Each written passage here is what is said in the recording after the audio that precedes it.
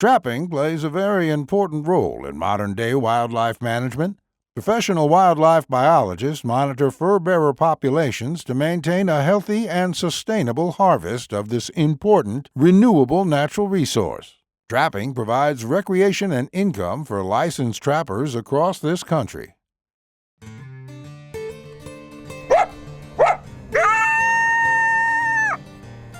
Hoosier Trapper Outdoors is brought to you by Hoosier Trapper Supply. J3 Outdoors, manufacturer of the Hags Bracket and Body Trap Spring Clip. Leatherwood Creek Trapping Scents. Weeby Knives and Fur Handling Tools. HTS Productions. Hoosier Trapper Deer Scents. And Leatherwood Wildlife Art. All right, thanks for joining us for this episode 11 of Hoosier Trapper Outdoors. This episode will continue our semi-live Indiana trap line, hope you enjoy that. We enjoyed doing that, and it was kind of cool to go out and trap locally, which we typically do, and then be able to show it the same season. So, and we've got a lot of good comments on that. And if any of you want to leave a comment or have a question or whatever, be sure to just go ahead and hit it right there on YouTube, and we'll try to answer it on the spot. And then some of them will certainly put on the show. Want to remind everybody about our photo contest. There is actually a video that you can hit on our YouTube page, and it'll explain the contest. Basically, you just have to use our product, get a picture of it with your catch and yourself, and make an entry. And then we will draw 2 names for trapping and 2 names for deer hunting, and each one of those people will get a $100 gift card from Hoosier Trapper Supply. Want to mention too, North American Fur Auctions pickup. The first deadline will be February 7th, so we have to have fur here by February 7th, and then the second deadline will be March 25th. You can have fur here by March 25th, or you can meet us on the route that we'll run. The only route that we're going to run will be the one for the March 25th deadline. So, but just a couple reminders on that. Once again, I want to thank everybody for the orders. Appreciate that. As I always say, that's what keeps all this going. And be sure to check out our website if you haven't done so. Very easy to navigate and find product, and it's got information on there as well. So, and you can pull our YouTube show from the website. And I guess with all that said, I want to wish everybody a Merry Christmas, Happy New Year. Hope next year's very successful for all of you, whatever your endeavors are. And we just once again want to wish everybody a Merry Christmas. So hope you enjoy the episode.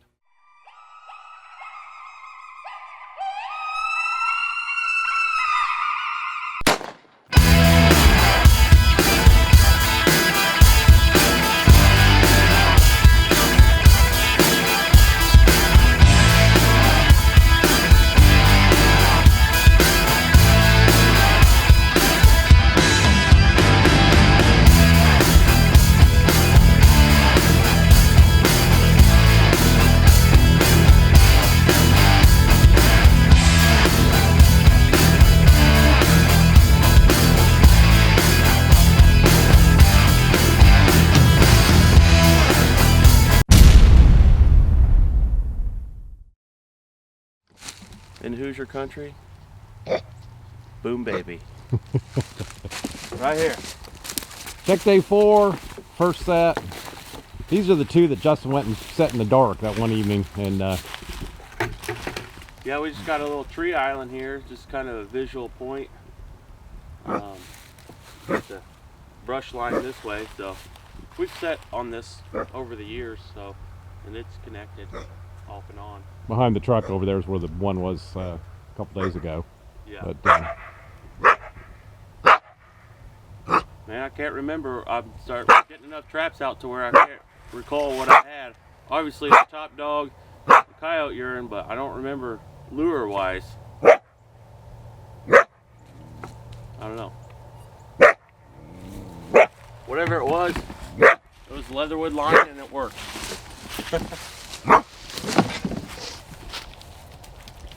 Pretty nice one. Yeah, it is a nice one.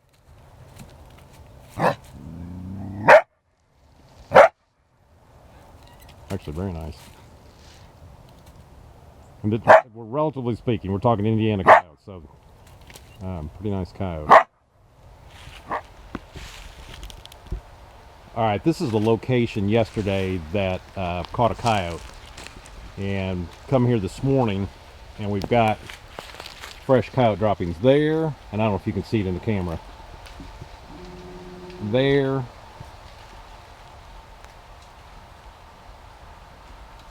And there.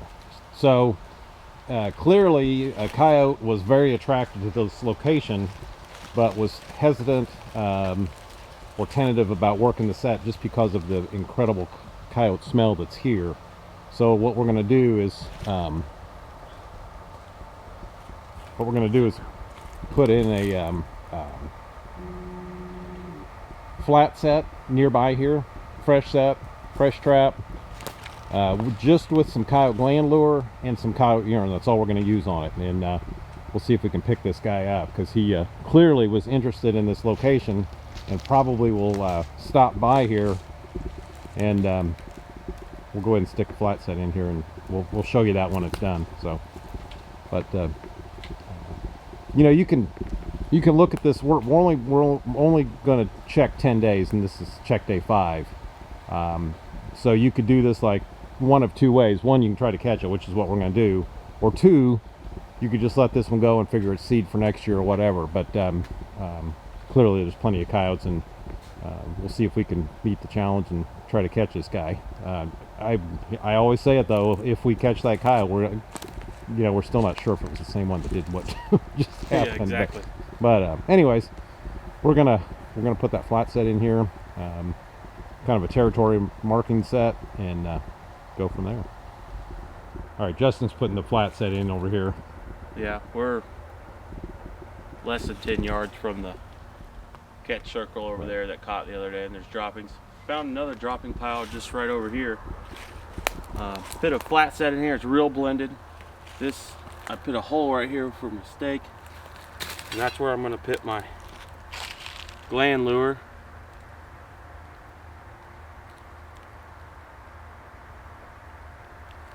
Put a stick and just put it down in there. Then we're going to get a little bit of coyote urine and see what happens. Looks like two different types, Yeah. don't you think, Charlie? Yeah, there's at least two different coyotes there, I think. Put this backside. That was really dried up. I would rehydrate it, but it's fresh. What do you think, Charlie? Let's see what happens. All right, still check day 4.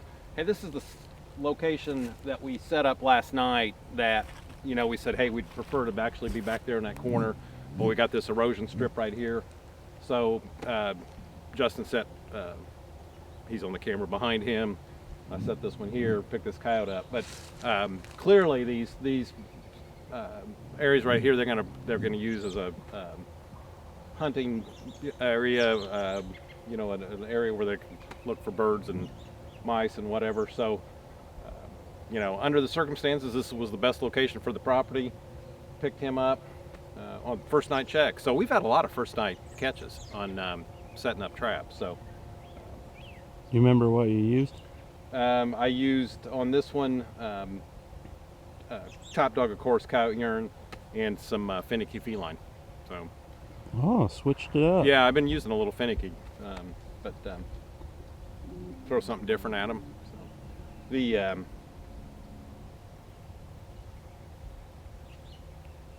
coyote here, second ugliest one we've caught. I still hold the record for the ugliest. But we'll take him. He's at least got some fur on him. I mean, he's just the color of him so dark. But we got him by both front feet. he's in a 550. He ain't going anywhere. So, anyways, take care of him. And it was just a dirt hole set, and we'll get that remade and move on. We got a few more locations to check, so we'll see how the rest of check day 4 plays out. I've been a professional trapper for over 40 years, and in that time, I've skinned literally thousands of animals. I've learned that it doesn't matter how cool a knife looks on your hip. What really matters is sharpness and reliability. And that's why I created the Weeby Wicked Sharp line of replacement blade knives. These are knives that will quickly skin your critters without skinning your wallet. Visit WeebyKnives.com to get the new Monarch folding knife with 3 replacement blades for just $19.95. Weeby Knives, Wicked Sharp. Hoosier Trapper Deer Sense. Success speaks for itself. All right, this is the trap Kyle was just in. It is one muddy ball. I'm actually just going to take this trap and put a clean one in here. Fighting all that mud and functionality of the trap, we're just not going to deal with it. So we're going to. I'm just putting a clean trap in, and it's not because I'm worried about the trap itself in terms of scent and whatever. It's just because it's just such bad shape in terms of mud and whatever. So anyways, I'm just going to swap that trap out. Just make things easier, quite frankly. Got a coyote here. Here's the kind of the situation set up. We had caught one just right here in this corner of this other field a day or two ago. And this set here was a flat set. No bait. I just had some fox gland, some coyote urine. It was kind of up against a corn stalk that was about 6 inches tall that was exposed. Obviously he's ripped all that down, but not another bad looking coyote. I mean, considering for a Midwestern. I'm gonna remake it. I'll probably go ahead and punch a dirt hole in since he's got everything tore up and plenty of smell here. I won't have to re-urine anything. It smells like coyote. I can smell him right now. Punch a dirt hole in, throw a little top dog down in there, and should be good to go. See what happens the next few days. But yeah, check day 4, third coyote. So 4 work trap line is paying off.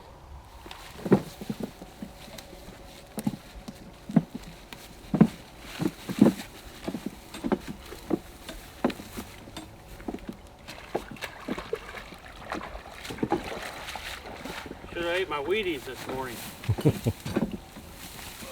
Pretty nice coyote. Get a pretty decent belly on him. Yeah. Steep hill. It's a lot of work for a critter. Just makes the reward that much sweeter. That's though. right. That's right. All right, it doesn't get much better than this. We got one right here. That was in a dirt hole set. That set had been messed with a couple times. And we go right over here. And that was a flat set.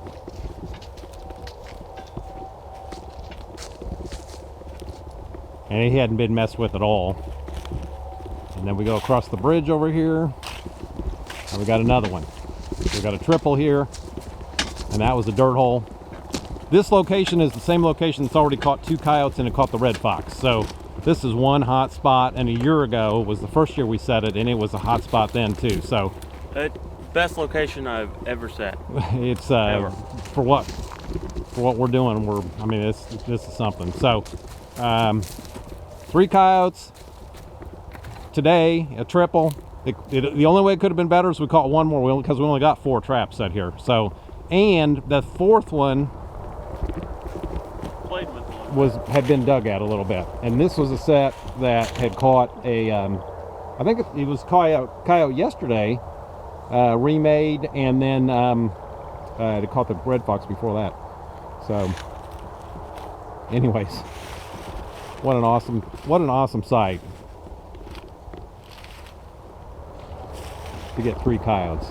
And you can see we pull in, we come along behind those trees. There's a little pond right there. Come around there and turn the bend right here, and we can see all 3 of them jumping around. It's like awesome, just awesome. So, exciting morning. We'll have to get these guys taken care of, get things remade, and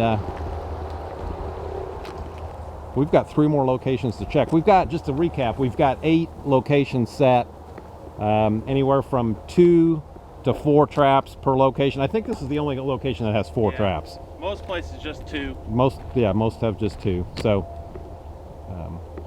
we're gonna have to go buy some more ammo.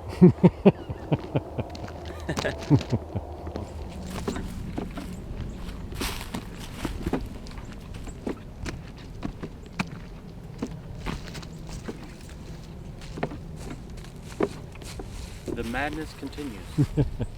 That's the set we showed. Had a double dirt hole I was having fun with. You know, I don't make a lot of those, but just changing it up. Paid off. Check day 4. This is coyote number 7 for the day. Pretty awesome. Rounding them up.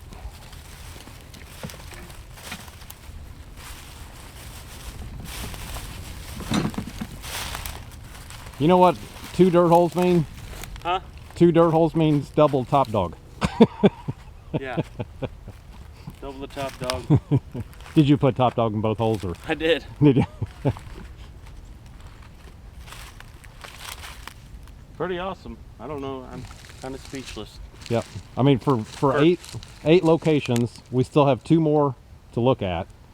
2 more stops. Yeah. We've had 6 stops so far. 7 coyotes. So, man, that's an awesome day in anybody's book. Heck yeah. So. Keep it going.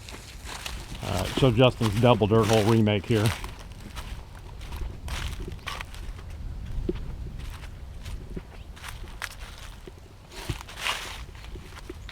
When you dig those holes back out, he had it filled in pretty good. Trap's right in the center between the 2 holes. Yeah, the pin's like right here. And the holes are, it's a little hard to tell, and I'm not sure it's, I mean, it makes a difference, obviously, because you wouldn't want to go the other way, but the, Slight angle. they need to be angled slightly to the, I mean, slightly, if you put a line in the hole, or a rod, the angle would have the, be right over the top of the trap, so. Those could have been definitely angled a little better. But it worked. Clear some of this backing out. Top dog predator bait. Success speaks for itself.